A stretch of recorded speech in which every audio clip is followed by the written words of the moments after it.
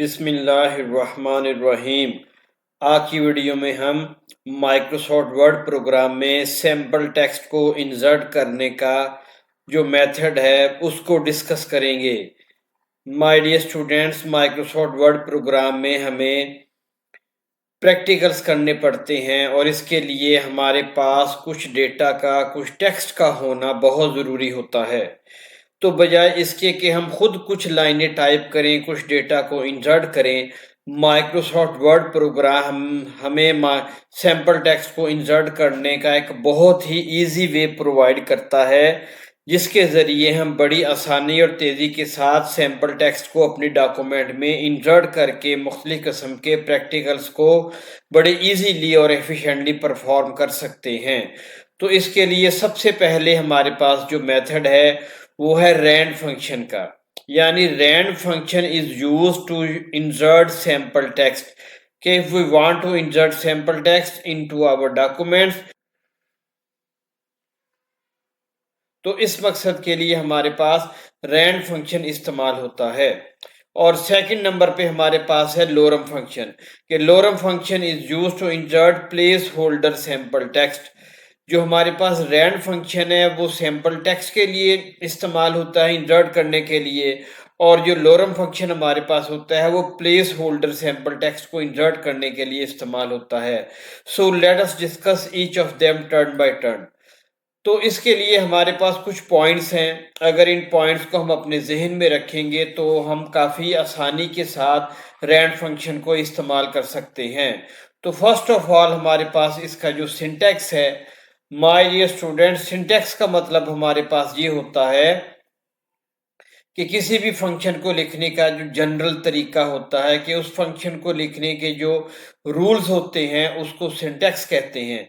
तो इसका सिंटैक्स हमारे पास क्या है, सबसे पहले इक्वल साइन को इंसर्ट करेंगे, उसके बाद रैंड का वर्ड आएगा, उसके बाद ब्रैकेट, उसके बाद दो पैरामीटर इसके हैं पी एंड एस।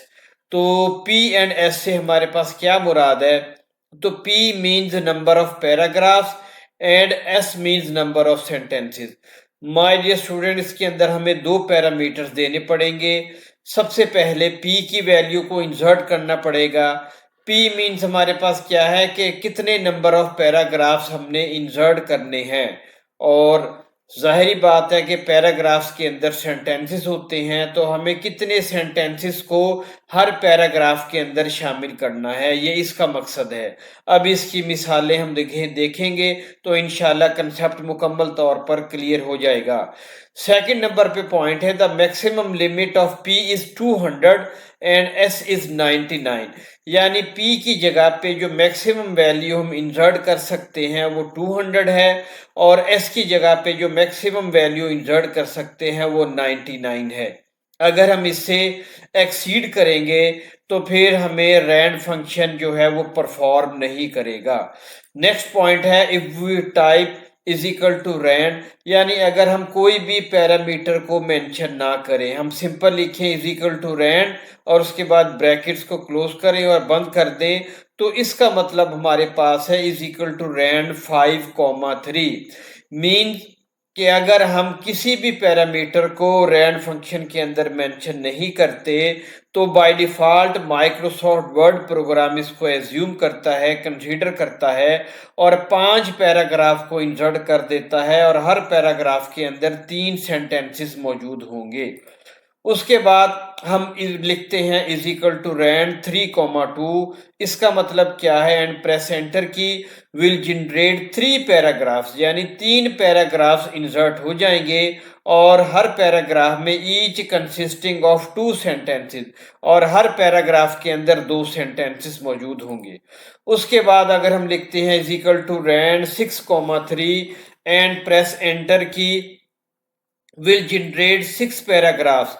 अगर हम ये वाली कमांड टाइप करते हैं तो 6 पैराग्राफ जनरेट हो जाएंगे, क्रिएट हो जाएंगे, ईच कंसिस्टिंग ऑफ 3 सेंटेंसेस, और हर पैराग्राफ के अंदर 3 सेंटेंसेस मौजूद होंगे। नेक्स्ट पॉइंट हमारे पास क्या है, the lorem function is use to insert placeholder sample text. जो लोरम फंक्शन होता है वो प्लेस होल्डर सैंपल टेक्स्ट को इंसर्ट करने के लिए इस्तेमाल होता है। This syntax of lorem function is same as rand function. इसका जो सिंटैक्स है वो बिल्कुल रैंड फंक्शन की तरह ही होता है। अब इसका प्रैक्टिकल हम देख लेते हैं कि प्रैक्टिकली ये चीज किस तरीके से परफॉर्म होगी। हमने माइक्रोसॉफ्ट वर्ड प्रोग्राम को माय डियर स्टूडेंट्स ओपन कर लिया। जब हम माइक्रोसॉफ्ट वर्ड प्रोग्राम को ओपन कर लेते हैं तो यहाँ पर हमें लिखना पड़ेगा रैन। इसको थोड़ा सा मैं क्लियर कर देता हूँ। ये यहाँ पर हम टाइप करते हैं इज इक्वल टू और उसके बाद RAND।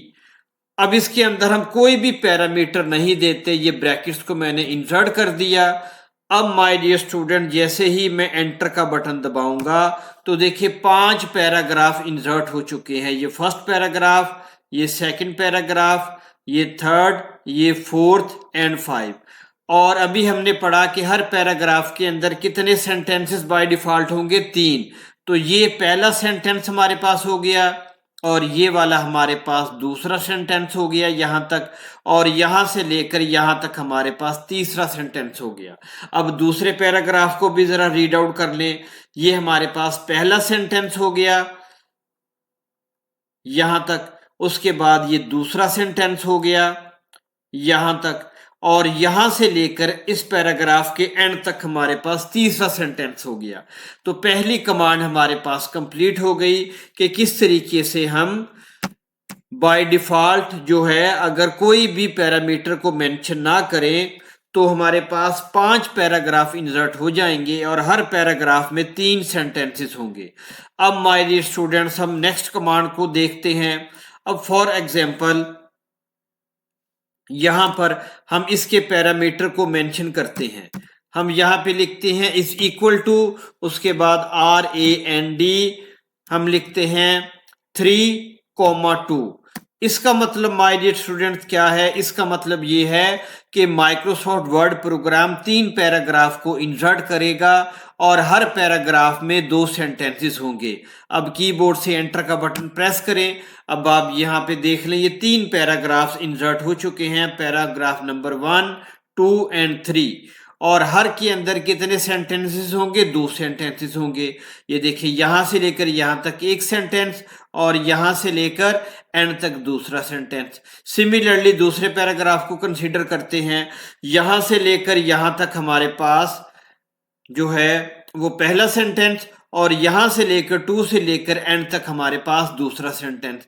तो इस तरीके से ये एक और एग्जांपल भी हम देख लेते हैं ताकि ये कंसेप्ट 100% क्लियर हो जाए।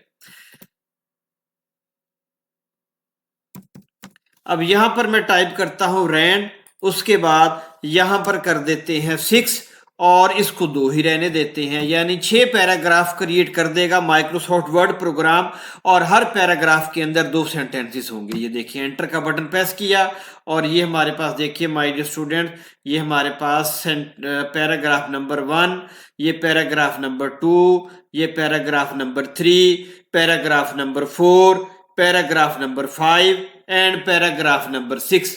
अब किसी भी पैराग्राफ के सेंटेंसेस को हम अगर काउंट करें तो वो ऑब्वियसली 2 होंगे। यहां से लेकर यहां तक पहला सेंटेंस और यहां से लेकर यहां तक दूसरा सेंटेंस।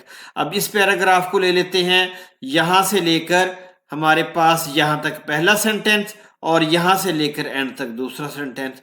इस तरह हम बड़े इजी वे से रैंड फंक्शन के जरिए मतलूबा सैंपल टेक्स्ट को यानी नंबर ऑफ पैराग्राफ्स को और नंबर ऑफ सेंटेंसेस को इंसर्ट कर सकते हैं। अब कंसीडर करते हैं दूसरा तरीका जिसको हम लोरम फंक्शन का नाम देते हैं। लोरम फंक्शन की भी मैं एक एग्जांपल आपके सामने पेश कर देता हूं और इसका सिंटैक्स जो है वो 100% एज इट इज है जैसे कि हमारे पास रैंड फंक्शन का है। तो माय डियर स्टूडेंट्स पहले इसको डिलीट कर लें, उसके बाद ये देखिए यहां पर मैं टाइप करता हूं is equal to lorem LOREM, उसके बाद ब्रैकेट, उसके बाद 3,2, उसके बाद आप ब्रैकेट को क्लोज कर दें और कीबोर्ड से एंटर का बटन प्रेस कर दें। देखिए 3 पैराग्राफ इंसर्ट हो चुके हैं और हर पैराग्राफ के अंदर हमारे पास 2 सेंटेंसेस हैं। इस तरीके से हम लोरम फंक्शन का इस्तेमाल कर सकते हैं। तो माय डियर स्टूडेंट्स आमतौर पर ये 2 तरीके इस्तेमाल होते हैं जिनकी मदद से हम माइक्रोसॉफ्ट वर्ड प्रोग्राम में सैंपल टेक्स्ट को इंसर्ट